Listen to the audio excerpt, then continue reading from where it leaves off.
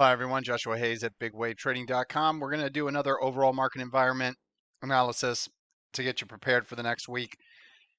This market is super strong. We entered a power trend sometime here and we just keep going up. Now, this is the Dow Jones Industrial Average. I bring this up because the DIA is near a new all-time high and it looks super bullish in the short term, and it's our most narrow index of 30 stocks, but that is what in the very short term is leading right now. So why I'm showing you these antiquated telechart version 7 charts is because these are my go-to charts on a daily time frame. But I just want you to pay attention to this relative strength line. So you can see the DIA strengthening. I bring this up because our leader, this entire market uptrend, has been the QQQ.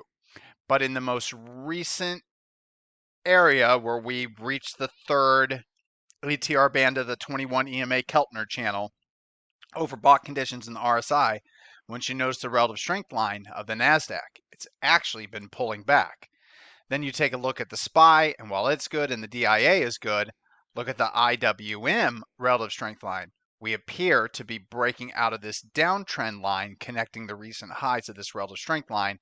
Big, powerful move back above the 200 SMA with the IWM. And I'm going to remind everybody, bullish seasonality always rears its head. Not always, but it's very unwise to fight the November to the middle of January bullish seasonality period.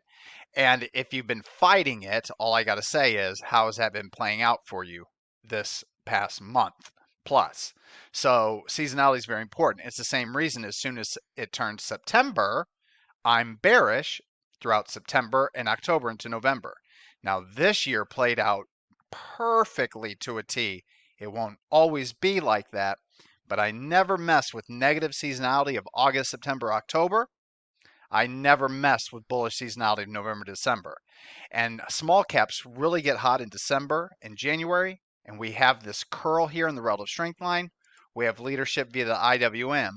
But if we look at my other speculative ETFs that I follow, ARK has already broken above that downtrend line, connecting the recent highs of that relative strength line, and we now have a clear series over and over of higher lows and higher highs. So this is great to see.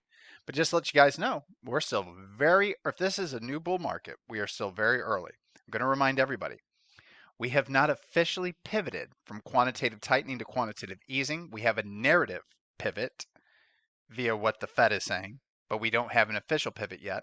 The Fed is still running off for selling assets on their balance sheet. And as you're about to see, I'm still not lined up on my monthly time segment volume. But right before we go take a look at that, I wanted to show you the relative strength line of the IBD 50 because it's now back above its 50, retested the 50, now back above the 200. That downtrend line and the relative strength line has been broken. So I have the FFTY, IWM, and ARKK now all telling me risk on. But we're overbought short term. So I would love to see a pullback here. If we get one, awesome. If we can get below the 50 SMA on the SPY or the QQQ, all of my long-term accounts will be all in. Now, the good news for me is that the entire time since this low in 2022, I've been piecemealing into my IRAs. One is nearly 100% invested again. One is getting, another one is about 75%. But I want to remind everybody, we were on this. We've been on this sell-off. We got bearish. I started to sell my long-term portfolios here that I've been buying since 2008. Got bearish here whenever we started to hike rates. And I told everybody, my ultimate target on the downside was SPY 350. If we could get below SPY 350 on a closing basis, I'm putting a buy stop above SPY 350 for over 50% of my long-term portfolios. Unfortunately, that only happened intraday. We got down to 348 intraday, and it's just been straight. It's been choppy, but basically it's been straight up since, no retest. Once we started to get really extended here, I was looking to buy anything around SPY 375, SPY 360, and once again, we didn't get it. on a closing basis. So I've just been piecemealing to the long-term portfolios, but this uptrend has not played out exactly as I wanted it to. But that being said, if this is a new bull market, which it probably is, we are very, very, very early. And we've had a lot of swing trades working. And I actually have a couple more for you guys this weekend. One is a carryover from last weekend, but one is brand new. But before we do that, I want to show you the monthly time segment volume, which to me is my ultimate personal technical risk on, risk off indicator. So we're looking at the daily chart of the SPY here. You can see down here, back late last year, the lows. We dip below the 50, reclaim the 50. We have the Ticketz indicator above the zero line, good rally. We dip below the 50, Ticketz indicator's on its way down, no trade. But even if you take it on that reclaim, you just cut your losses. Now we're back below 50, Ticketz indicator's above zero, you reclaim the 50, you're off to the races. That's what you want. And when you know you're really good to go is when you have the Ticketz indicator above zero and you're green on my time segment volume indicator. It's not perfect, but it just is basically a green light, red light. More green lights mean go bigger. More red lights mean go smaller. More green lights mean maybe widen my stops, increase size, loosen up requirements for a new long position in my portfolio. Red lights mean pull it back, take it easy. So green light, green light, green light. We went red light here when the Ticketz indicator dropped below zero, and it got deep down here. Now what's interesting is that 1, 2, 3 legs down is usually all you ever get on anything that pulls. So we get our 3 legs down in our reversal. Who would have known that this reversal was going to be like this? I'll tell you who, no one. But I'll tell you why it is like this.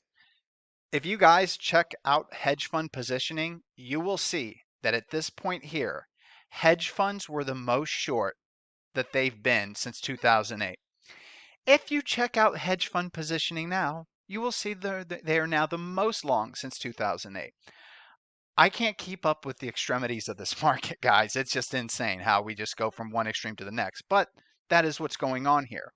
So now we finally have the Ticketz indicator above zero, but look at how far we are extended from the 50. That is what I call the tail wagging the dog, not the dog wagging the tail. If we were like this, and now that Ticketz indicator is above zero here, buy stop above the 50 SMA, you're in this whole uptrend.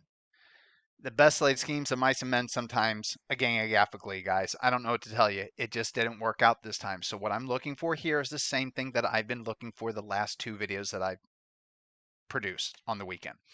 Pull back, fingers crossing, hoping, wishing, praying that you get that dip below 50. This Ticketz indicator will be above zero. Buy stop goes above 50. But that's how I'm playing it moving forward.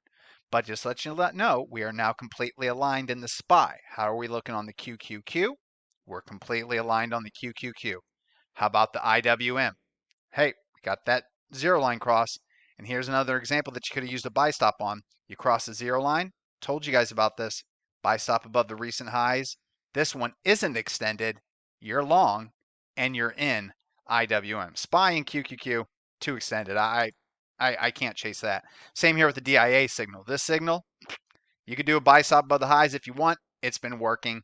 It's not my style. It's too aggressive, even though we are in the middle of bullish seasonality. But I just want to make that clear to you guys. We're good to go. But the IWM was the best example of crossing the zero line, not extended, above the 50 SMA, buy stop above the recent highs, and it's working. But this is what I wanted to show you.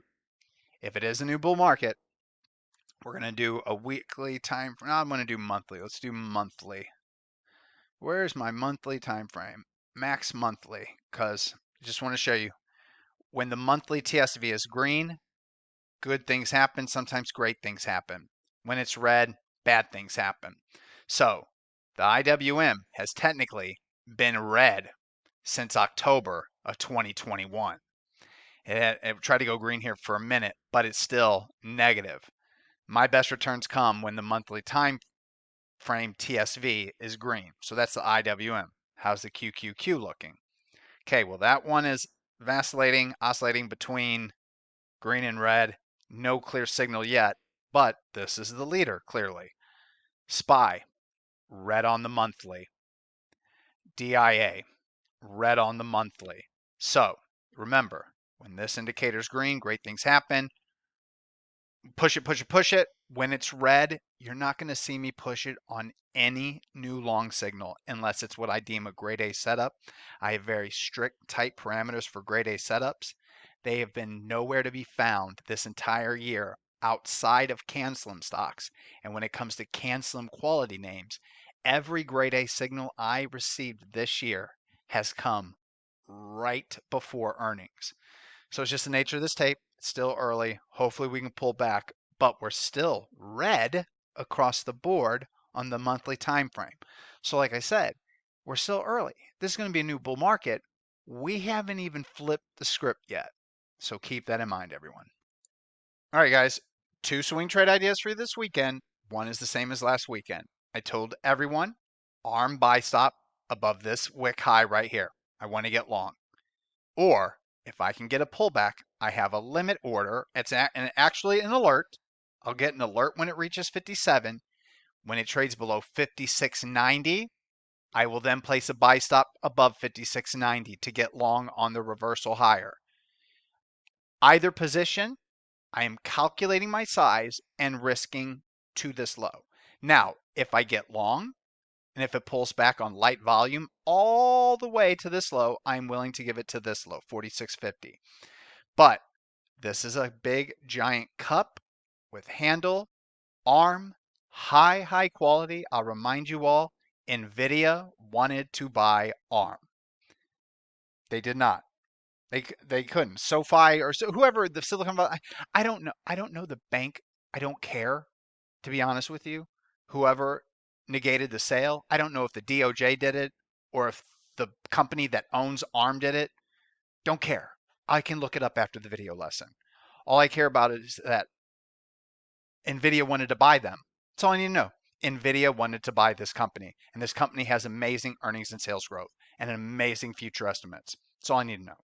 So with this bar following Friday's session, it's got a heavier volume the day before. It's a little bit different than the charts we normally look at. Want to try to get long above the high of the day. The high of the day is 64.43. I'll try to get long at 64.44. I'm willing to pay up to 65 for it. And once again, calculating my size and calculating my size to this low, willing to give it to this low, but initially risking to this low. In a super bullish market where I had all green lights everywhere, quantitative easing, hedge funds are short, CTAs are short, retail is short. I'm calculating my size and risking to this low. So just to let you know the difference between a super strong market and my size and risk levels versus this current market, which is here or here. And then the last long idea is URI. So what I have here, I'm looking at inverse shoulder, inverse head, inverse shoulder, breakout, or cup with handle, breakout. And if I can actually go back a little bit further, let's do 2 years daily, I also have a cup, handle, a double handle, cup with handle, within a cup with handle, within an inverse head and shoulder. Pretty good. Time segment volume, we're green. Ticketz indicators above 0, just like it was on ARM. I can't remember if I explained that to everybody or not, but we're good to go. Do you guys want to see an example of a recent trade that I took that I'm still long that isn't working out and how that Ticketz indicator could have saved me? So just to let you know, I tried to get long Tesla on this day via TSLT. Obviously, it gapped up and on the pullback never hit my limits. So I'm not going to use TSLT, but just to let you know, I use TSLT over Tesla. But what could have probably saved me from even taking the trade? This signal was good, but the Ticketz indicator is below the 0 line. Well, when Tesla broke out above this high, I also tried a new long position on this one, and it hasn't failed yet, but I'm already having to protect my capital with a stop here, and then right now, basically 75% of my stops are here. Final stop is here, but we're still below the zero line. Any surprise? It's not working? Not really for me. So URI, we're good to go, but it's a little extended. If you can get a pullback to around the 494 area, if you can set an alert, if it dips below, or you can watch it at this price and try to get long there, that would be better. But I'm going to try to trend join this one. I'll try to get long about 505.16, pay 505.17 with a limit offset up all the way up to 510. And then I'm going to calculate my size and risk to this low. In a super, super weak market with this setup, maybe I calculate my size from here, or maybe I calculate my size from here, or here, or here, and risk to here. In this market, I'm going to risk and calculate my size from here because URI looks strong enough.